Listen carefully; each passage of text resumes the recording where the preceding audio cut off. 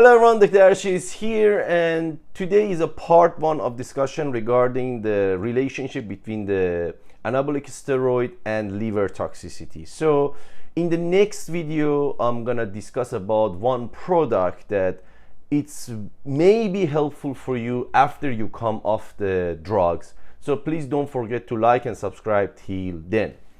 All right, I have separated more mainstream steroid into the injectable and the orals, and I'm going to discuss about which one is more liver toxic, which one is less. Please remember, even when I say less toxic, it means at a low dosage. Anything you raise up, it will be liver toxic. Why is that? Because everything that goes inside your body, it has to go through its own metabolic pathway. Enzyme have to break it down, and then those byproducts have to go through the liver to become more simplified and more disposable by your system.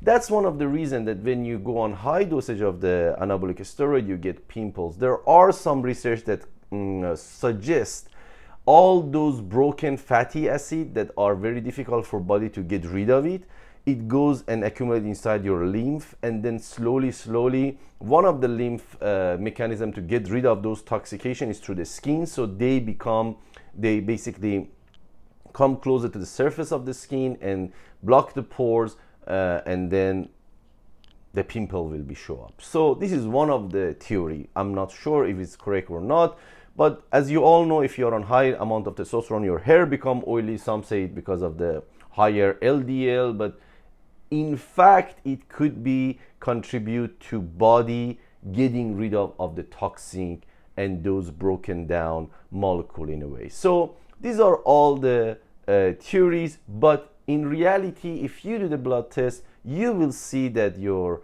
liver enzyme is slowly spiking up. So in this video, I'm gonna break it down. Please keep it in mind. Low toxicity doesn't mean it's not toxic at all. So first with the basically injectable. Cypionate, anatate, and propionate, they are very similar to body natural hormone, and therefore they are more safe to use. And the level of their toxicity to the liver is much less compared to other product. Nandrolone is another compound. It is, although it is synthesized and it doesn't exist in the nature, but it's not that toxic to the liver. However, at high dose, it can increase the prolactin and all the problems that come with that. So that's for nandrolone. Another one that mainstream say that is not liver toxic is primobolan. But however, because it has a low anabolic activity, people use it at a high dosage. So to me, primobolan is not something you can categorize as a low liver toxic. So be careful if you're using it, especially for the cutting. That time during the cutting, you put too much stress on your body, and I guarantee most people will stack it with the Trenbolone.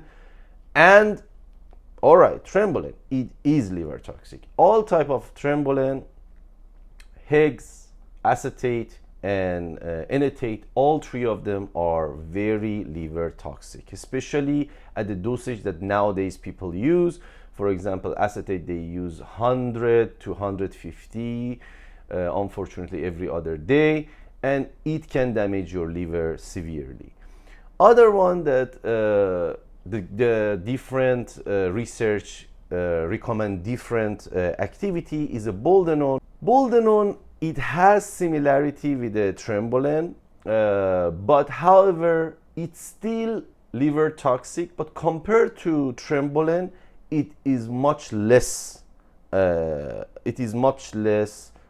toxic. So if I want to put number 1, number 2, number 3 for the basically non-liver toxic to liver toxic, number 1 will be cypionate, anatate, and what was the other? Propionate. Number 2 will be boldenone, and number 3 will be Trenbolone, and also other all the component of it. But the thing is, some say when I use acetate, my liver enzyme spike much faster compared to, for example, anatate and Higgs, because the half-life of anatate is triple the acetate, and the half-life of Higgs is almost 5 times the